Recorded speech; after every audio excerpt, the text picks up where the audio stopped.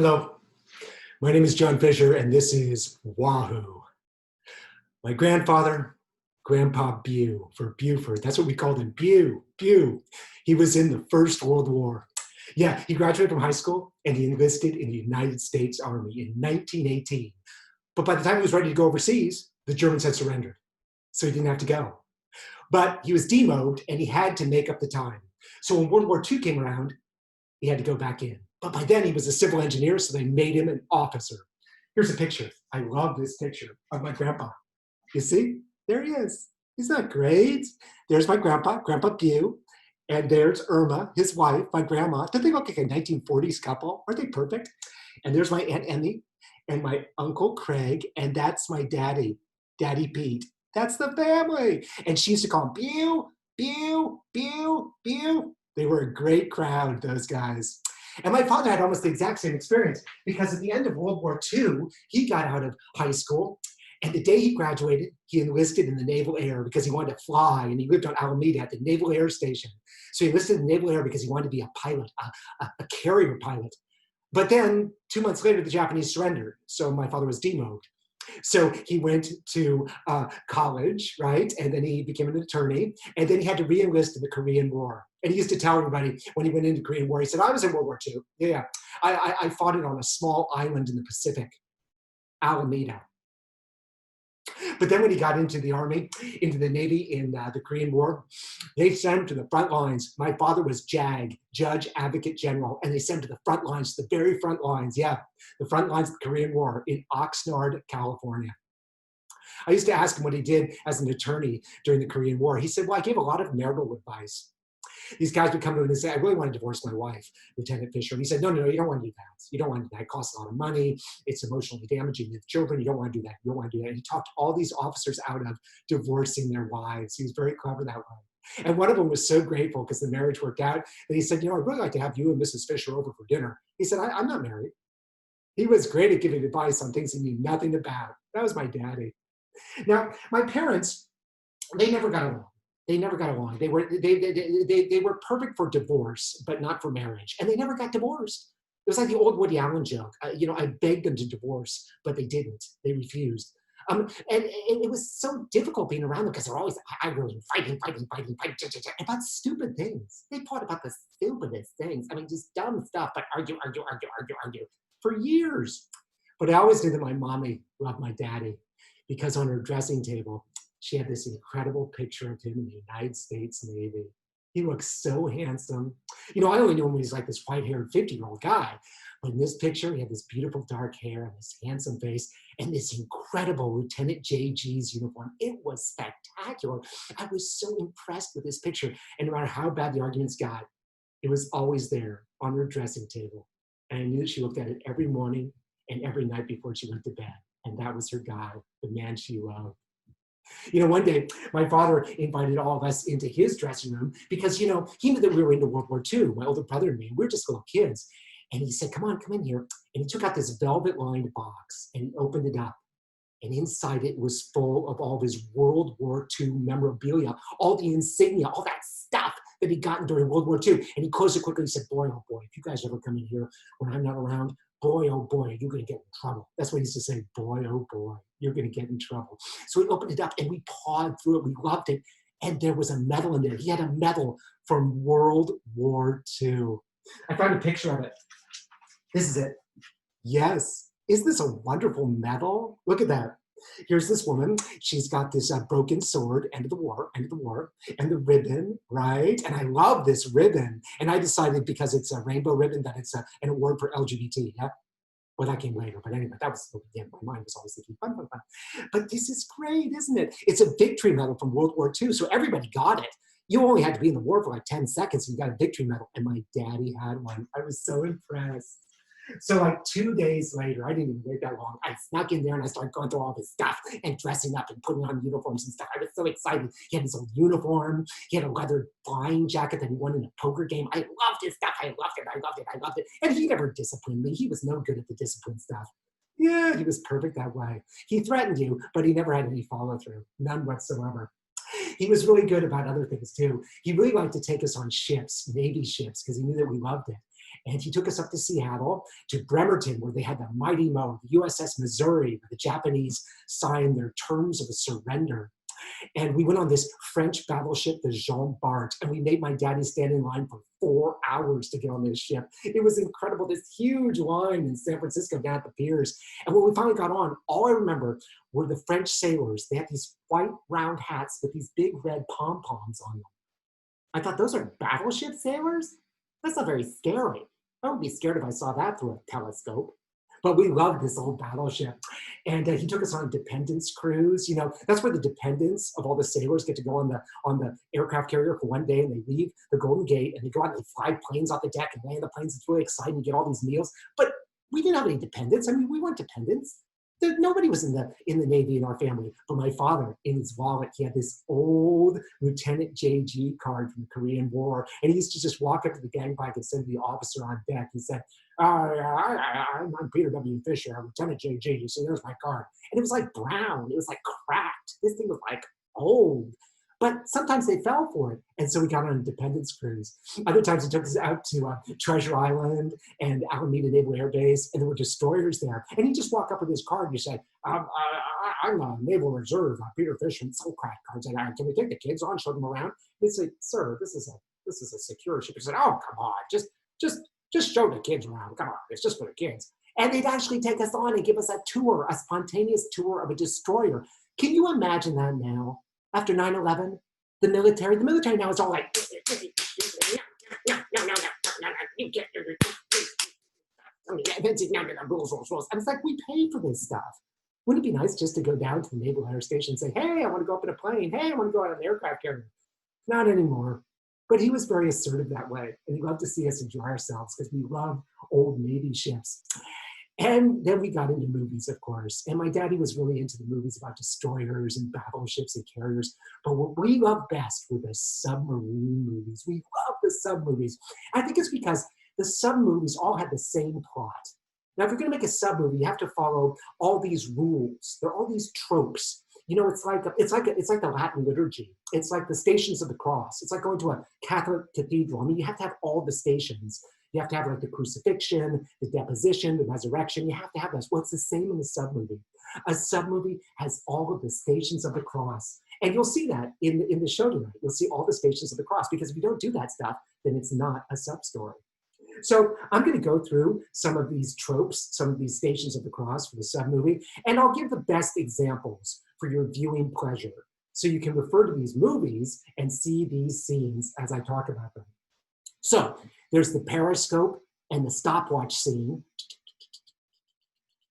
Now, the best movie for this is Run Silent, Run Deep. Yeah, that's that old 50s movie with Clark Gable and Burt Lancaster, and they're perfect for the US Navy because they're all both like, right, they look exactly the same. Just like, the only difference is that Clark Gable still has that mustache, you know, left over from Gone with the Wind. Yeah.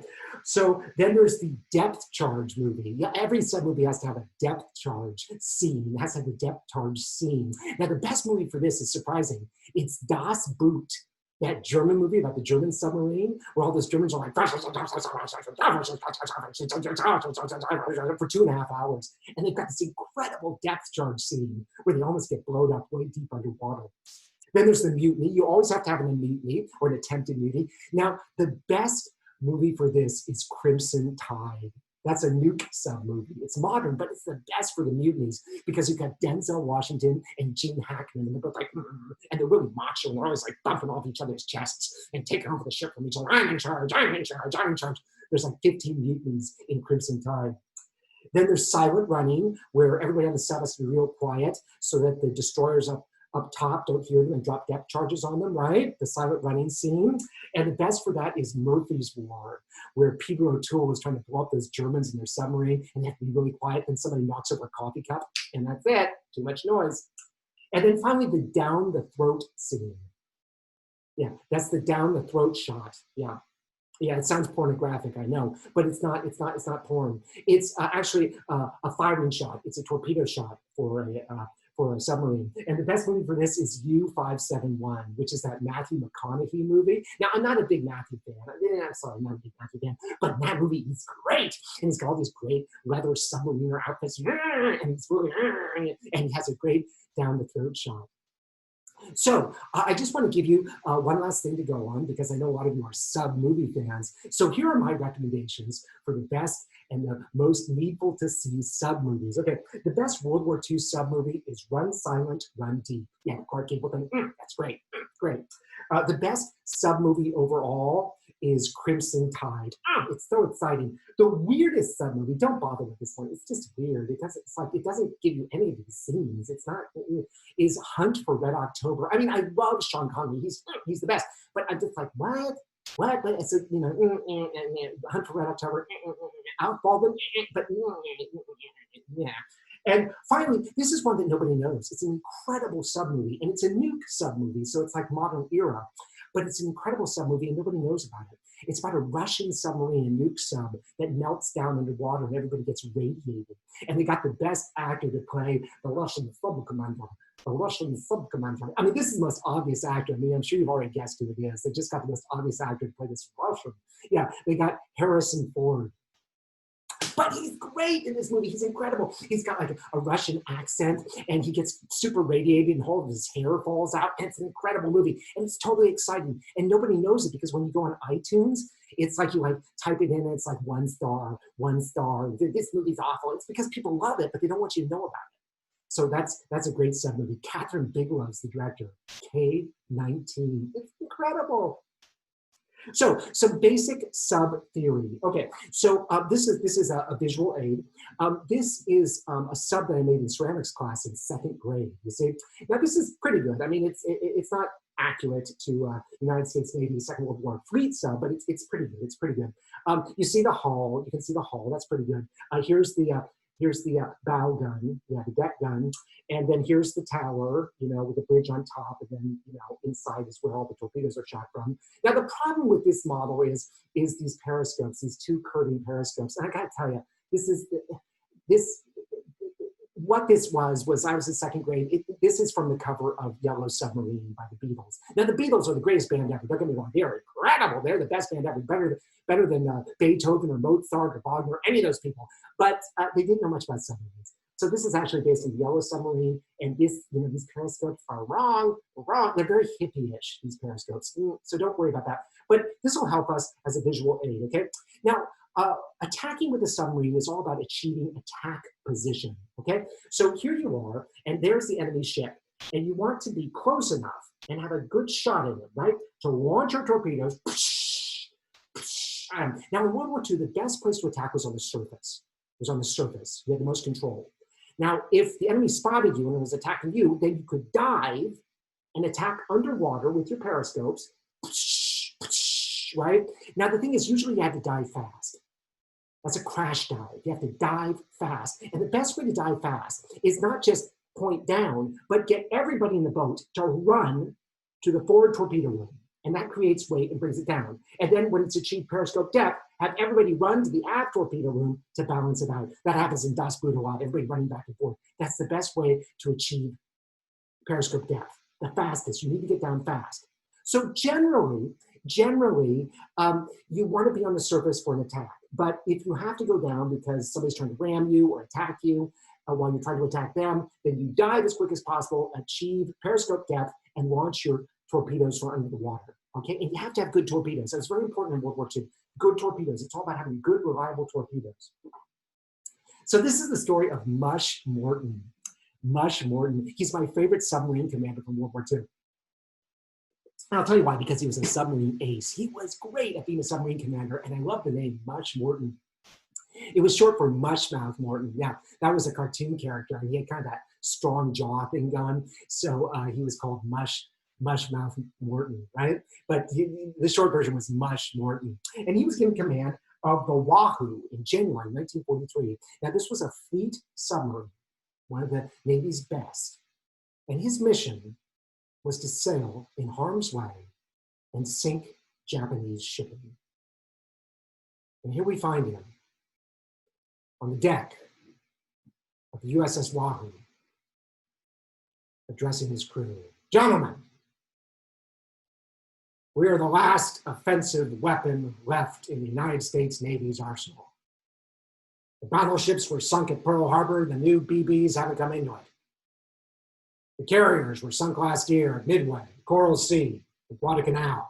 The new carriers haven't come into it. Cruisers devastated. That's the Battle of the Java Sea and other battles. That leaves the destroyers and the PT boats. Those are defensive weapons. The only offensive weapon left is us, a submarine. We will sail directly in harm's way and engage the enemy in his territory and do everything we can to bring Japanese shipping to its knees. We are headed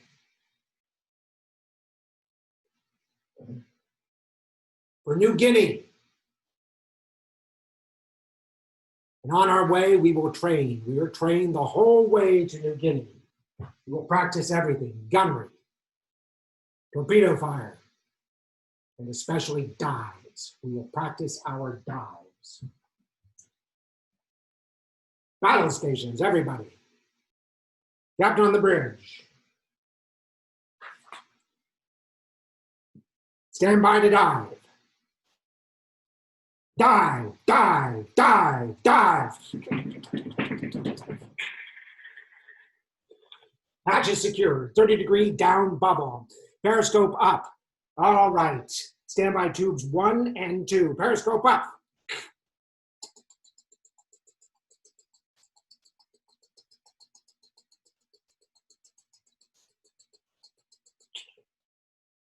Periscope down. Now hear this, is the captain speaking. That was not good enough, gentlemen. That was not good enough. That took 45 seconds to achieve periscope depth. We need to be at periscope depth in 30 seconds. 30 seconds, gentlemen, so let's try it again. Stand by. All right, bring her up. All right, stand by to dive. Dive, dive, dive, dive. Hatch is secure. 30 degrees down bubble. Periscope up. Standby tubes 1 and 2. Tell me when we're at periscope depth.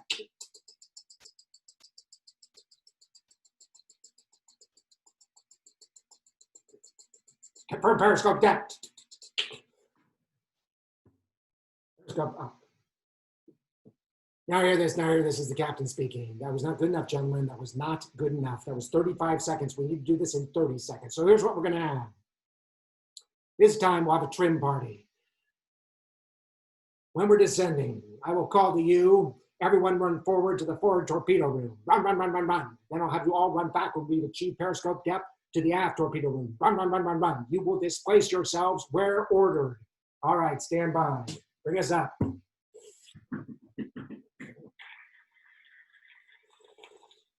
Stand by to dive. Dive, dive, dive, dive.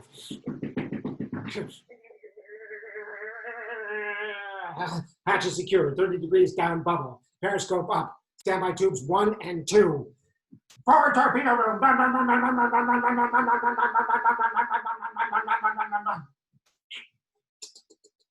Tell me when we achieve the periscope depth.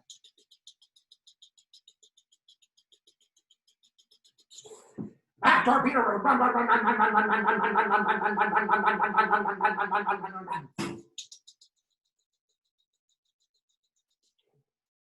Down periscope.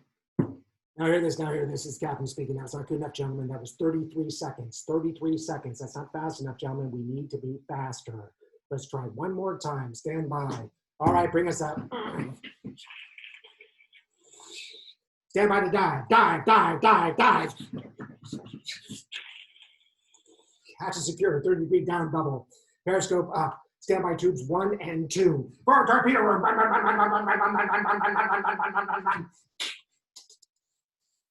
For periscope depth. Aft torpedo room.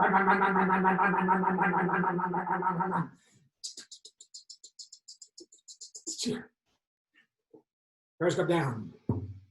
Gentlemen, we're still not there. That's 32 seconds. We need to shave 2 seconds off all this thing. Okay, let's try it one more time. I love this. I love this. I love this. It was so inspiring to me. I wanted to be an actor. And when I got to high school, it was all about talent. It's like, he's got talent. He's got talent. He's got talent. And I kept wondering, well, what is talent? What is talent? What is talent? And then I realized talent is rehearsal. The more you rehearse those dance numbers, the better you got at it. Yeah! Talent is hard work. And that's what Mush Morton was teaching me. Go over it and over it and over it again. I was learning from Mush Morton. He was incredible, my favorite. Dive, dive, dive, dive. He was great. So now we're approaching WWII. Now hear this, now hear this. This is the captain speaking. We're approaching the port of WWII, New Guinea. We'll be going through in the dark, on the surface. We'll be going through reefs. So you might hear us driving across a reef. Stand by for collision. All right. I'll head full. All right, XO. Now the XO is the executive officer. That's the second in command. It's very important. He's very important on this submarine. Very important, the XO. All right, XO. Keep an eye out for phosphorus waves. Show us where the reefs are. Here we go.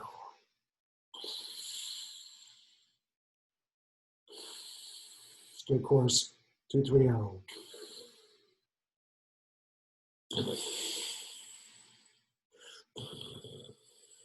Steer course 225. Steer course 230. 235, 235, 235.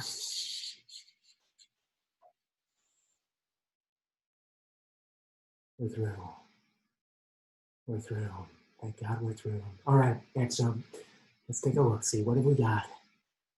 I see something with stats. Yeah, I see antenna. You see it too? What is it? I think you're right, XO. I think it's a destroyer. I think it's a destroyer sitting right there, a Japanese destroyer. What's up beside it? I think you're right.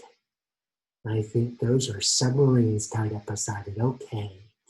Now hear this, this is the captain speaking. We have sighted a Japanese destroyer. We're going to attack. We're going to attack. Helmsman, set course 240, 240, confirm. Here we go. Yep. Oh my God, it's coming out.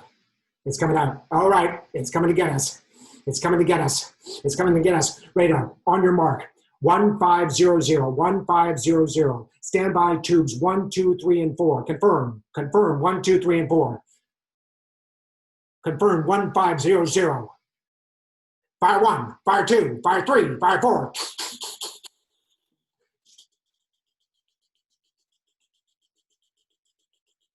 Missed. All right, radar. Your mark is 1200. Confirm 1200. Standby tubes 5, 6, 7, and 8. Confirm 5, 6, 7, and 8. Confirm 1200. Fire 5, fire 6, fire 7, fire 8.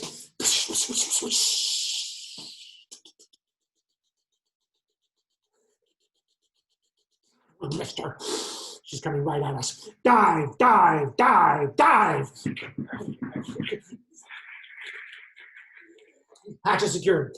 30-degree down bubble. Periscope up. Standby tubes 1, 2, 3, and 4. Forward torpedo room. Run, run, run, run, run, run, run, run, run, run, run, run, run, run, run, run, run. Level. Torpedo room. Run, run, run, run, run, run, run, run, run, run, run, run, run, run, run, run, run, run.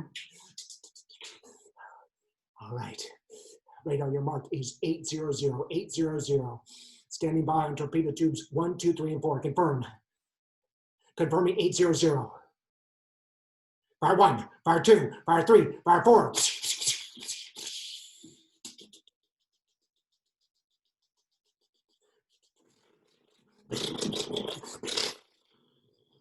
Ha! We did it! We did it! Ha! Look at that, XO. Look at that. You see that? That captain lost his nerve. He lost his nerve. He swerved at the last minute. You see that? He swerved right into it. We hit him amidships. Yes, indeed. We've broken his back. We've broken it. Now hear this, this is your captain speaking. You just fired down the throat shot right into a Japanese destroyer. The first time in U.S. submarine history, a down the throat shot, and you achieved periscope depth in 29 seconds. That's excellent work, gentlemen. Excellent. Down the throat shot, first time ever. All right, let's take her up.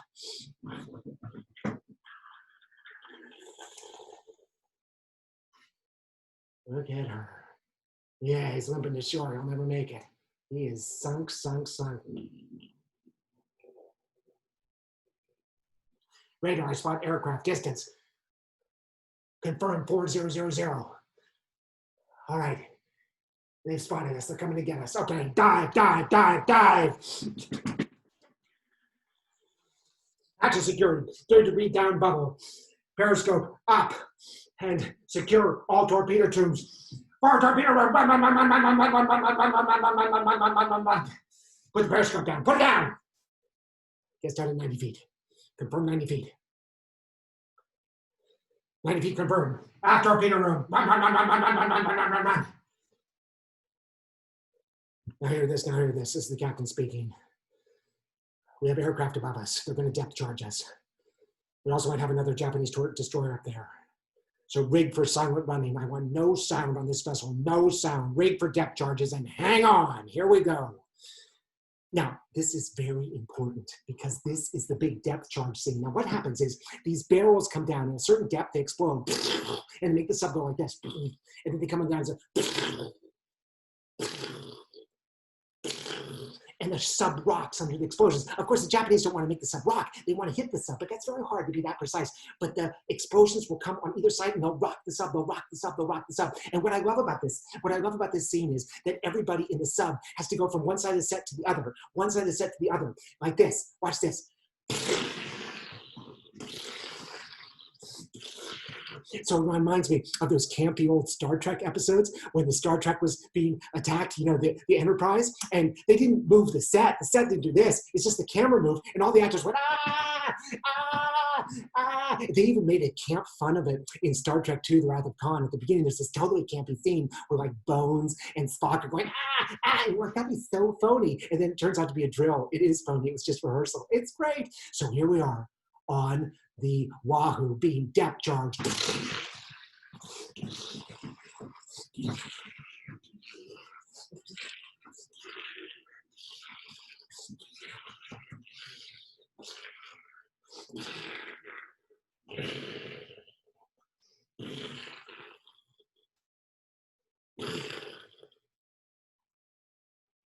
Now hear this, this is the captain speaking.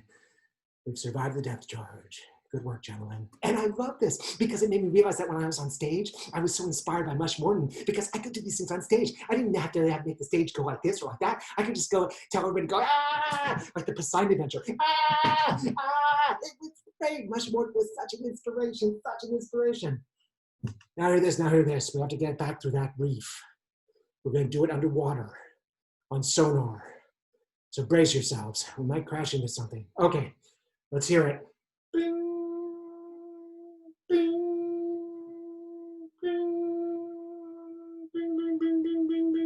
Steer 235.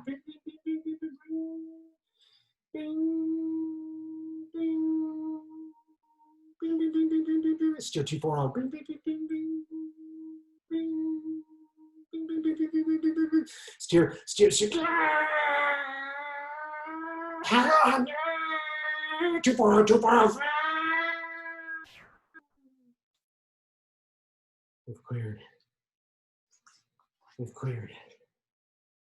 We've cleared. Now hear this, this is the captain speaking. We're headed to the Palau Islands. All right, here we go, gentlemen. We're going to find the Japanese fleet and send it to the bottom. So they surfaced and they headed to the Palau Islands. And this was great because the Palaus are right between the Philippines and New Guinea.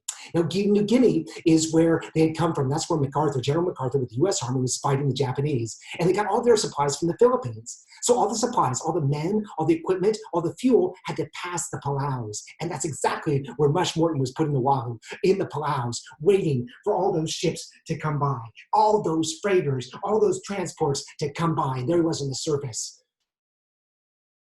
I see it. All right. I see 2 Japanese freighters. Okay, let's get in front of them. Let's get in front of them. All head full. All head full. That's it. That's it. Get in front of them. That's it. That's it. That's it. That's it. That's it. That's it. That's it. We don't have time to turn around. We don't have time to turn around. Okay, so we're gonna do a bow shot. Stand by torpedo tubes. Bow. Aft. Aft torpedo tubes. Aft torpedo tubes. 1 and 2. 1 and 2. Stand by. Stand by torpedo tubes.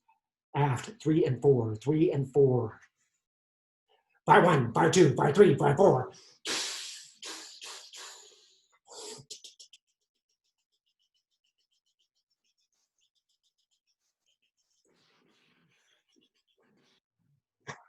3 hits.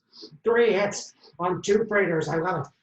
Oh, here we got a transport. Look at the size of that. That must have a couple thousand men on it. Okay, here we go. Transport. We'll do it with the 4 torpedo tubes. Okay. Distance 1500. Confirm. Confirm. Standby torpedo tubes 1, 2, 3, and 4. Forward. Fire 1. Fire 2. Fire 3. Fire 4. Ah, we did it. Look at that transport burn. Look at it go. All right. One of those freighters is going to try to ram us. I can't believe we survived that. Okay. All right. Dive, dive, dive, dive. Hatches secure. 30-degree down bubble. Periscope up. Stand by. Forward torpedo tubes. 1, 2, 3, and 4. All right. Let's swing around. Course 180. 180. Here she comes. She's coming right at us. All right, it's gonna be another down the throat shot.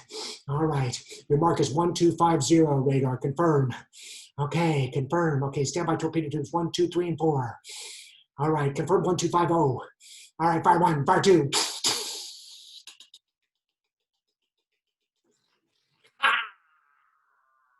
We got her, we got her. She's not going down. She must be compartmented. She must be compartmented. Damn it. Damn it. Now hear this, now hear this. This is the captain speaking. I am now looking at a transport ship sinking, a freighter sunk, and another freighter making a run for it that we've already hit twice. So we're gonna catch up with that one. Good work, gentlemen, good shooting. I see a tanker. My God, this is great. I see a tanker, I see a tanker, I see a tanker. And we got the transport ship sinking. Okay, so let's take care of the transport ship. Okay, stand by, tube 3, and fire 3. Miss. Fire 4.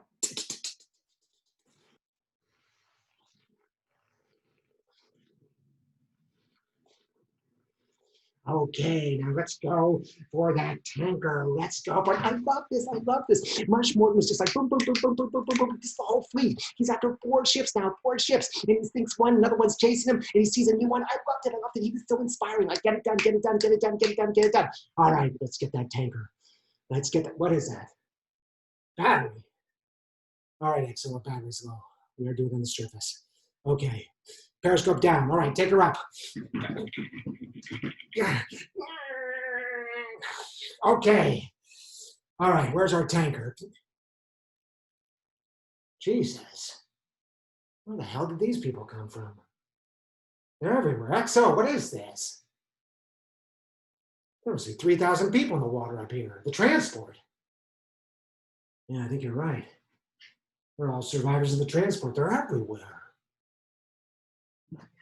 Now hear this, now hear this. This is the captain speaking. Battle stations, on deck, battle stations. Man your guns, man your guns.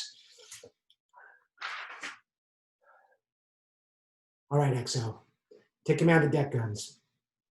Now listen to me, everybody. I want you to fire on all lifeboats and anyone you see in a life jacket. You see them in the water, shoot them. I want all these men killed in the water. Hang on a second, what is it, XO? Yes, I understand that they're non-combatants. I understand that they're helpless, XO. They're also soldiers. We're here to kill Japanese soldiers. Now, all these men were headed for New Guinea. If they get to New Guinea, they're going to fight MacArthur. I understand that, XO. XO, you will give these orders. You will order the men to shoot the Japanese soldiers in the water and in the lifeboats. You will do. And so if you have a problem with my orders, you can go to your stateroom and I will place you under arrest. Very well. All right. I want you to open fire on all lifeboats and anybody in a life jacket. I want everybody in sight dead. I don't want one floating Japanese to be alive. I will direct fire. Go ahead.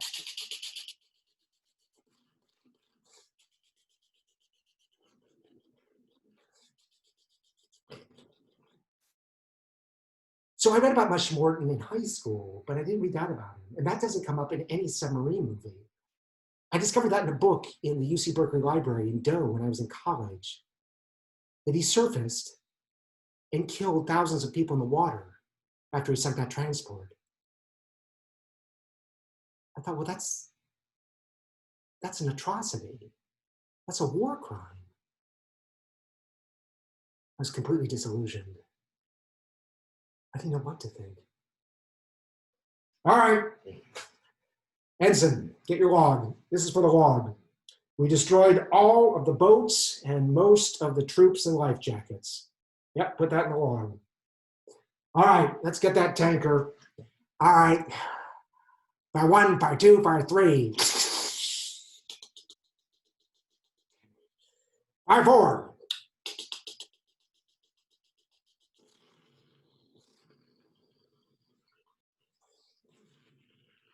All right, now let's get that freighter trying to get away from us. Full speed ahead. Go ahead. All right, radar, 1500. That's your mark, 1500. Confirm. It's firing us. No, I don't want to submerge. We'll shoot out from here. Confirm 1500. One, fire 2, fire 3, fire 4.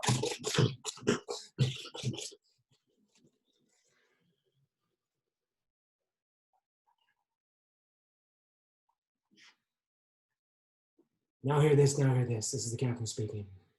You have just sunk a transport ship full of soldiers headed off to fight General MacArthur, 2 freighters full of their supplies, and a tanker there to feed them fuel. Congratulations, gentlemen.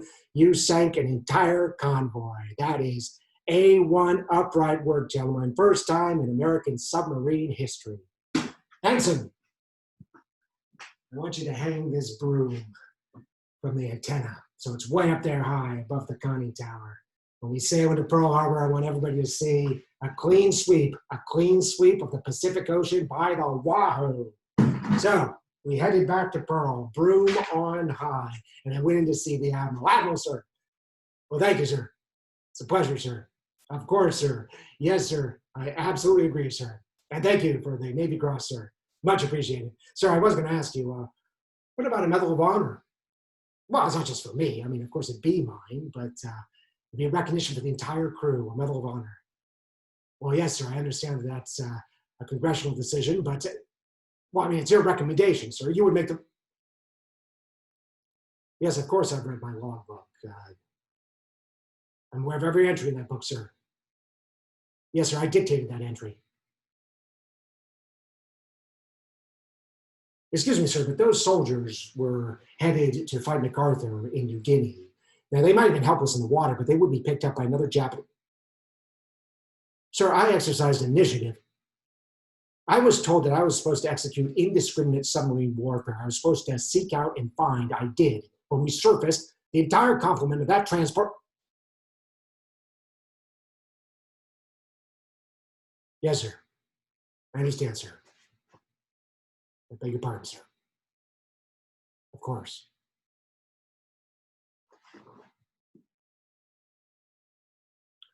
The next cruise, we headed north to Midway to pick up supplies. What else have you got for us, Quartermaster? Molotov cocktails. What are we going to do with those? Well, how many crates of them do you have? All right, we'll figure out something to do with them. Now hear this, now hear this. This is the captain speaking. We are headed to the Yellow Sea. We'll be the first American submarine to enter the Yellow Sea. That is happy hunting ground for a submarine because the Japanese don't think an American sub would dare go there. It's too shallow. But we will move. They'll never catch up with us.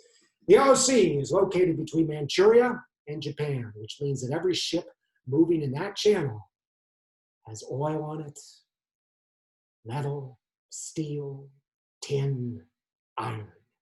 It will be happy hunting ground for us. Stand by. All right. All right. Let's take her down. Dive, dive, dive, dive. All right. 3-degree down bubble. Periscope up.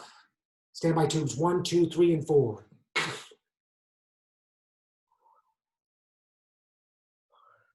All right. I see a freighter. I see a freighter. Okay. Confirm 1500. 1500 confirmed. Fire 1. Fire 2. We got her. Periscope down. All right. Let's surface. All right. Bring her up.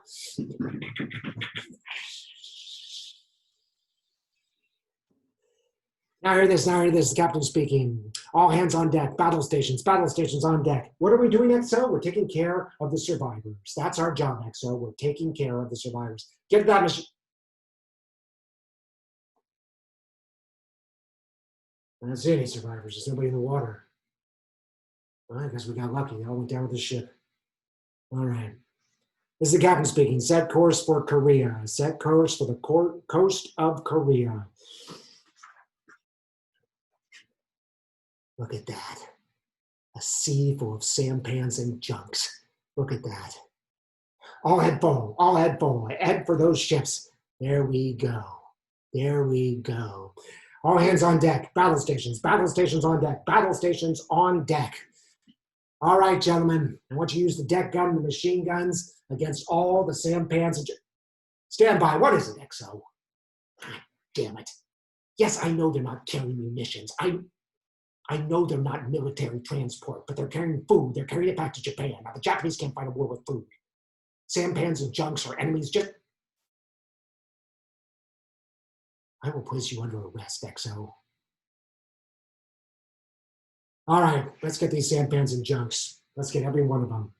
All right, I'll direct fire. I want to see every single one of these things on fire. Here we go.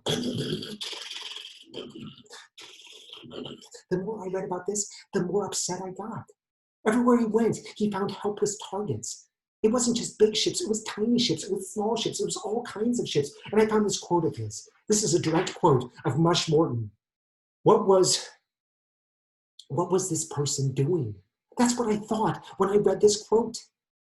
Anyone who has not experienced the feel of life on the deck of a surface submarine with the deck gun firing and all machine guns going has not lived. Well, when else would he be doing that? When else would he be doing that except when he was machine gunning helpless people in defenseless boats or people in the water? It was horrifying. All right, we have a call here. All right, let's take it. All right. Confirm 1500. Confirm. Fire 1, fire 2.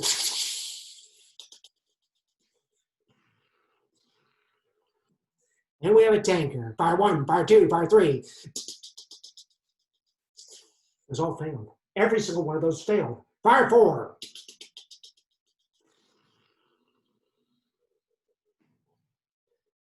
That's 3 torpedoes failed.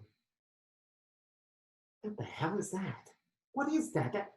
Is that one of our torpedoes? All stop, all stop, all stop. Reverse, reverse, reverse. So that was one of our torpedoes. That was one of our torpedoes. All right, let's get this freighter. Standby tubes 1 and 2. Fire 1. That blew up halfway to the ship. What the hell is wrong with these torpedoes? All right. All hands on deck. Battle stations, battle stations. Let's get it with the deck gun. Get it with the deck gun.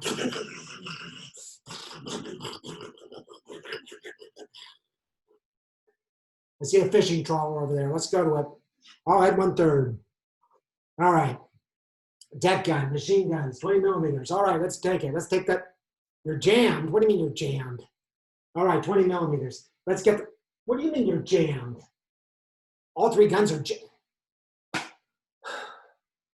Now hear this is the captain. Chief, I want you to break out those Molotov cocktails. Get them up here. Get them all up here, all the crates on the deck. All right, gentlemen, gather around.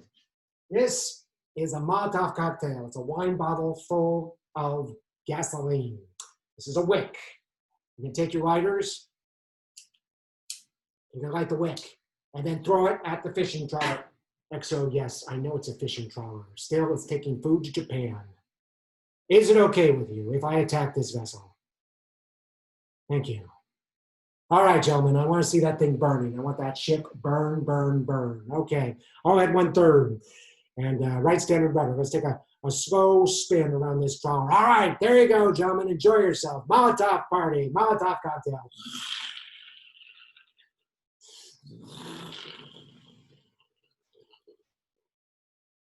Okay, we've got a freighter. We've got a freighter in front of us. That's easy pickings. Okay. 1500, confirm. Okay, standby tubes 1 and 2. Fire 1, fire 2.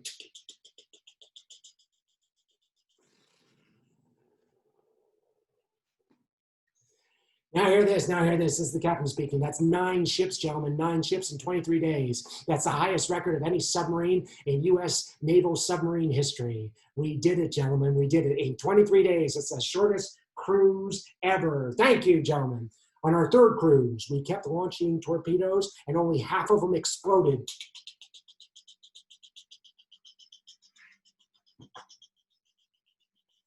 Then we launched a torpedo against a freighter. Fire 1. It's a duck. Did you see that? Did you see that, XO? It hit that ship and then bounced backwards away from it. What the? These torpedoes are terrible, XO. They are terrible. When I got back to Pearl Harbor, I stormed into the Admiral's office. Excuse me, Admiral. But I had 8 attacks. 8 attacks, and I only sunk 4 ships because of faulty torpedoes. The Mark VI is a disastrous weapon. It is the worst. I do not accept that, Admiral. It is not a good piece of ordnance. No, Admiral, I do not accept that. The magnetic firing charge, the explosive, either the magnetic charge doesn't go off when it passes under the ships, or when it hits the ships, it's a dud. They don't work, Admiral. They don't. Do I have your permission to fire a full complement of torpedoes in a test? Thank you, sir. Will you come to that test? Why not, sir? I'm sorry, sir. I beg your pardon. Thank you, sir. I'll be back with a full report. XO, what's the name of that island? That island in the chain. Kahuwawe. Yeah, that's where they blow everything up, right? Okay. We're going to take the sub out there with a full complement of torpedoes. We're just going to fire 24 torpedoes at that island. We're going to count how many of them fail. But we need a witness. Who can we get? No, the Admiral won't come. Hey, that secretary of his, that pretty secretary. Yeah, okay. Yeah, here, listen. Get her on the ship for the cruise. I don't care. Take her out to dinner. I know you're married, XO. I know that. Take her out to lunch and then just bring her for a little cruise, okay? That's all you have to do. Thank you. Hello, miss. Welcome aboard, young lady. I'm the captain, Captain Mush Morton. Wow, it's nice to have you here. We're going to do a little torpedo demonstration for you. Yeah, you see that lovely island? It's called Kahuwawe. Yeah, this is where they drop all the bombs. That's what it's there for, to be bombed. Well, we're going to shoot some torpedoes against that. Here, a pair of binoculars. Enjoy the show, young lady. All right. Stand by tubes 1, 2, 3, 4, 5, 6, 7, 8. Fire all tubes.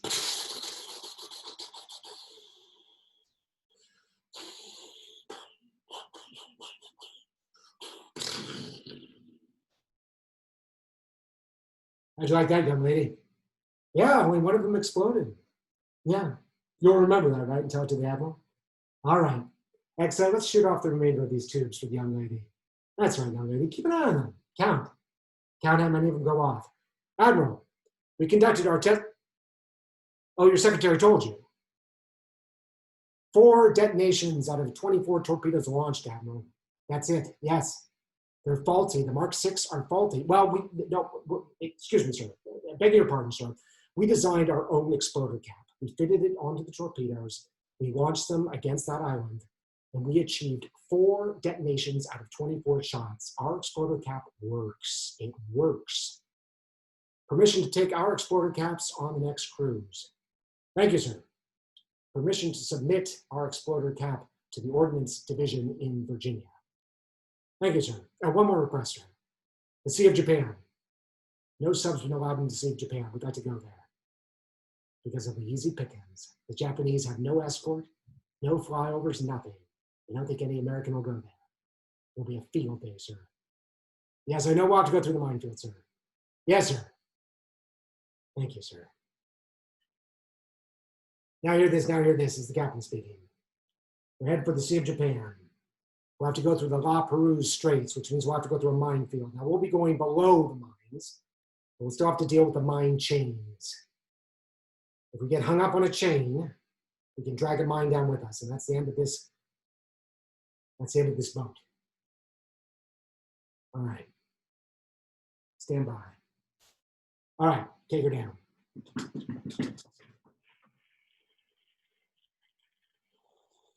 30-degree down bubble.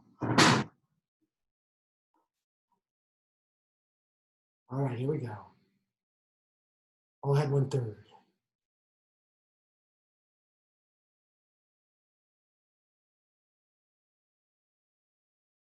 Course 320.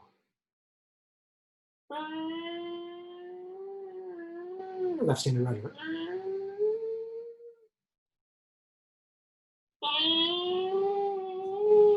Right center rudder.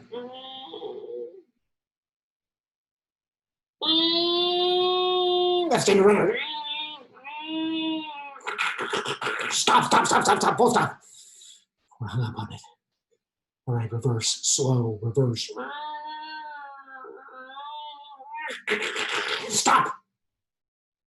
We gotta shake it free. Okay. Work the rudder. Left, right, left, right, left, right.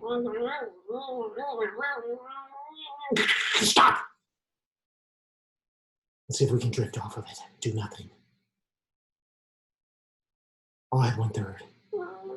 Left standing rudder.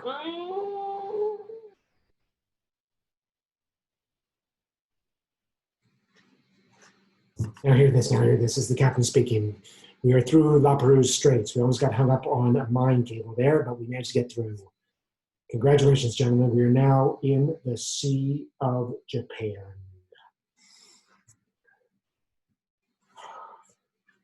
All right, periscope up. Let's do this one on the surface. Periscope down.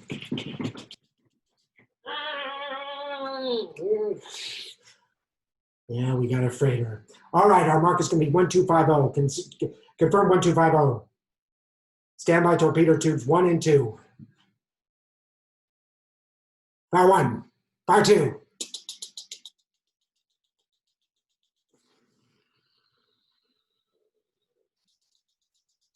Second one's gone. All right, she's going down. What the hell is that? What the? That's our torpedo coming back at us. All head full, all head full, all head full. It's coming back at us, coming back at us. Clear. Cross your fingers, gentlemen, cross your fingers. God damn it. These Mark IVs are a menace. They're an absolute menace. What are we going to do? What the hell are we going to do? All right. I see sampans and junks in front of us. All head full. Let's get amongst them. All right. Battle stations. Everybody on deck. Battle stations. What is it, XO? Yes, I am going to attack the sampans and the junks. What about it? Excuse me, XO.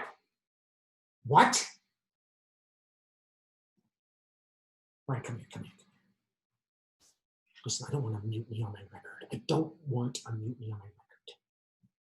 So if we cruise up to every sampan and junk and warn them that we're going to attack and make sure they get into their boats, can I then burn them? Thank you.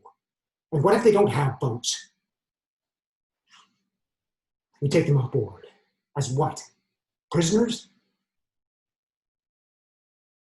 Yes, fine. It's fine. Yes. All right, gentlemen, on the deck. We're going to approach each sampan and junk. We'll tell them that they have to abandon ship, and then we'll destroy the vessels. Don't shoot at anything unless I get an order. All right, all head full. Aye there! Aye! I hope you're satisfied, XO. What? Well, bring them aboard. How many of them are there? All right, 8. Yeah, put him in the forward torpedo room. Yeah, bring him aboard, bring him aboard, bring him aboard. All right, XO. All right.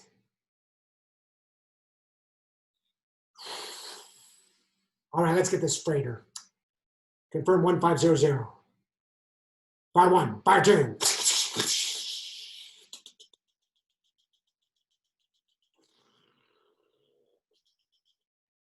We got a stray torpedo. We got a stray torpedo. We've got another torpedo coming at us. All head full, all head full. Here it comes, here it comes, here it comes. So what the hell is going on? Talk to the chief. Now hear this, now hear this. This is the captain speaking. Chief, meet me. Meet me by the periscope. I'll be down there to join you. Meet me there. That's a secure. Chief, XO said I should talk to you about these torpedoes, the Mark IVs. Yeah, tell me about them. Well, here's the thing, Captain. Attack position is supposed to be submerged. Now, you've been attacking on the surface, which is the new tactic of all submarine commanders. But you're supposed to be attacking submerged. Now, the Mark VI torpedo is designed to circle. If it misses, it circles. That way, if you're on the ocean floor and you're being depth charged, you can launch a torpedo and it will circle. It will circle. It will circle to the surface and hit the destroyer. Even if you're launching from periscope depth and you miss, it will circle. It will circle and miss you and then hit the destroyer. They're designed that way, Admiral. They're designed that way. They're rigged to circle. That's ridiculous. We've been attacking on the surface for over a year now. Why would they alter the torpedoes? They never learned. They never heard that we were attacking on the surface, Admiral. They never heard it. They never heard it. Nobody told them. That's ridiculous. That is completely ridiculous. These are faulty torpedoes, but they're not designed to circle back into us. Thank you, Chief. I appreciate what you have to say, but I don't accept it. It doesn't really matter, though, does it? Because most of these torpedoes don't explode. We return to Pearl, and finally, we're given the Mark 18 torpedoes with new exploder caps. These are electric torpedoes, newly designed, and they worked. We tested them, and they exploded. And we headed back out to the Sea of Japan. We made it through the La Perouse Straits. We didn't detonate any mines, and there we were in the Sea of Japan, submerged. Hatches secured. Okay, bring the periscope up. 30-degree down bubble. Standby tubes 1 and 2. 1 and 2. All right, stay close to the surface. Stay close to the surface. I just want to ride it. There we go. It's a little rough out there. Yeah, just ride the surface. I just want the periscope up. I just want it up. Okay, confirm 1500. Standby tubes 1 and 2. 1 and 2. Okay, and fire 1. Fire 2.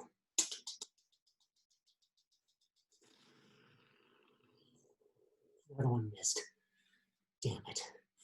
Okay, stay near the surface. Stay near the surface. Bing, bing, bing, bing, bing, bing, bing, bing, bing. What is that radar? Bing, bing, bing, bing, bing, bing, bing, bing, bing. Is that our torpedo? Bing, bing, bing, bing, bing, bing, bing. That's our torpedo. Bing, bing, bing, bing, bing, bing, bing, bing, bing. All right, full. All right, full. All right. This is the captain speaking. Brace for impact. Brace for impact.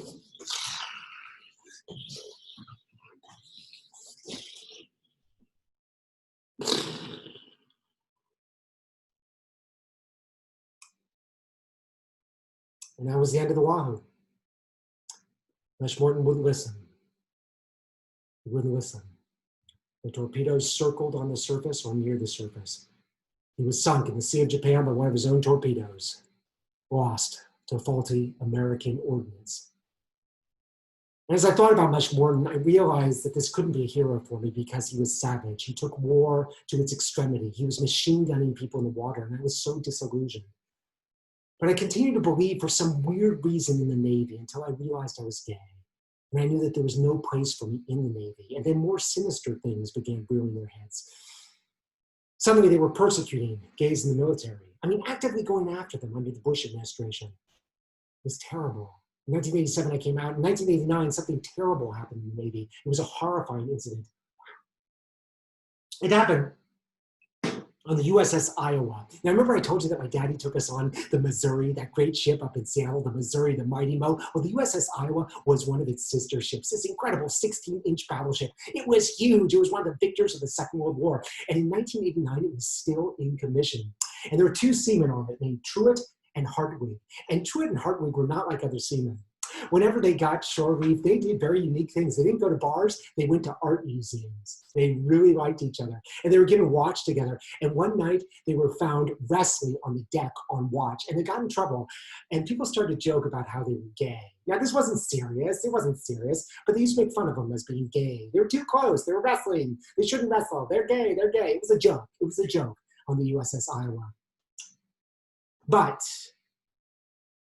Truett got married.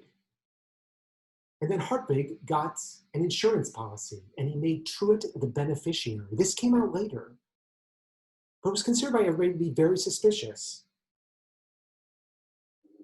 Now, both these men were gunner's mates, so they fired the 16-inch guns of USS Iowa. And on March 19th, 1989, during a gunnery demonstration, turret 2 of the USS Iowa, with Heartily in it, exploded. 47 men were instantly killed. Truett was right nearby, but he wasn't killed. But Heartily was killed. Why did this happen? Because it was an old battleship.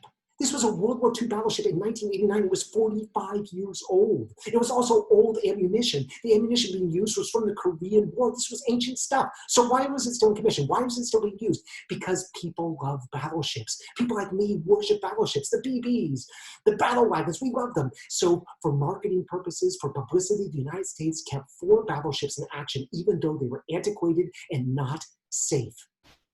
When the turret exploded, everybody inside of it was torn to shreds. All they found were mutilated pieces, chunks of bodies in that turret. That's all they found of the survivors. 47 killed, including Heartily. The admiral in charge had the entire turret cleaned out. So the evidence was destroyed. The evidence of the bodies was destroyed. And then the NIS, the Naval Investigative Service, took over. And they wanted to find a reason for this explosion, but they didn't want it to be the Navy's fault. They didn't want it to be that this was a 45-year-old battleship with 40-year-old ammunition. And then they found that insurance policy of Heartlily's made out to Truett.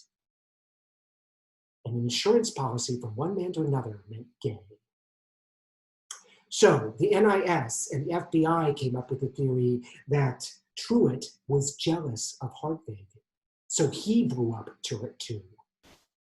That didn't stick. It didn't make sense. Truett didn't even know he was going to be assigned to Turret 2 that morning. So then the NIS came up with the theory that Heartily was jealous of Truett because he was involved with another man, and he wanted to blow both of them up. He wanted to blow all 3 of them up in some weird suicide pact, and they pushed this through. They pushed this through. There was no evidence whatsoever that Heartily or Truett were gay, but they kept fabricating evidence. And finally, Admiral Milligan of the Navy, who was in charge of the investigation, presented his evidence to the Bush administration. Well, the Bush administration said that it was hogwash. They couldn't support it.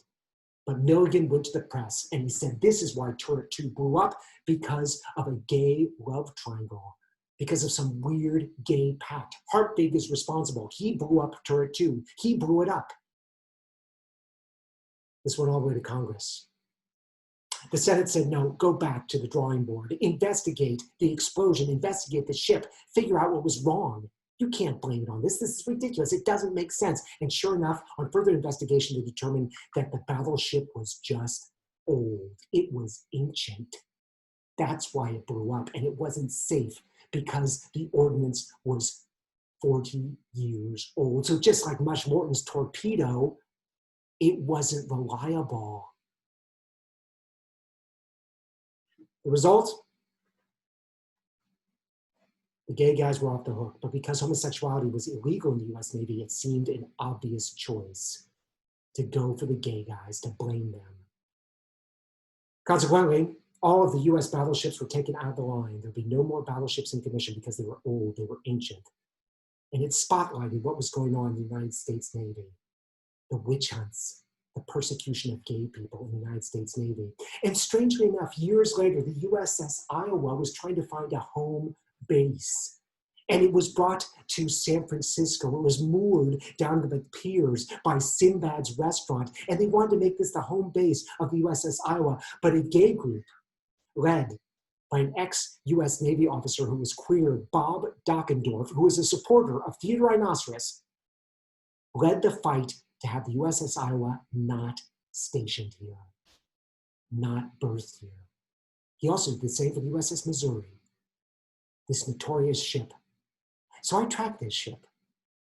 It was sent up to near Ganesha to the mothball fleet. It sat there for years. We used to go see it in our car. And then one day, Michael and I were riding our bikes around Point Richmond. And we got to the top of the hill and we looked down and there was a huge battleship.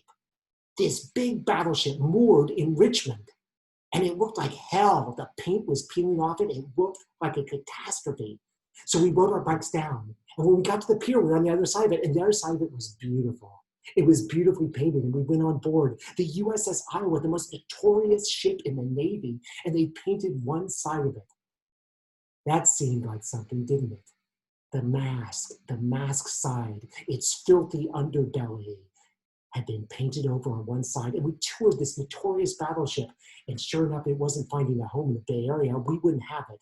So it ended up being sent down to Long Beach, where it's now moored by the Queen Mary. The USS Iowa revived. And all this made me think about my obsession with the Navy, Mush Morton, with the ruthlessness of naval officers, both in peace and wartime. You know, I admire my daddy and my grandpa for serving in the wars. But I couldn't reconcile Mush Morton and the USS Iowa with my early glamorous thoughts of these wonderful, beautiful ships. Now I see them, and I just see something sinister. Thank you so much for joining me. My name is John Fisher, and this has been Wahoo. Theater Rhinoceros is presenting new theater live on Zoom and Facebook Live. We hope you can join us for productions coming up. We have a production with Susy Jane Edwards coming up on Tuesday. I have another broadcast on Thursday. And then we have a special Pride event on the following Monday. We hope you can join us for all those events. They are free, and you can find out about them on therhino.org. If you'd like to donate to our theater in this current crisis to help us forge ahead, you can do so on our website, therhino.org. That's THERHINO.org. Thank you so much for joining me. My name is John Fisher, and this has been Wahoo. Good night.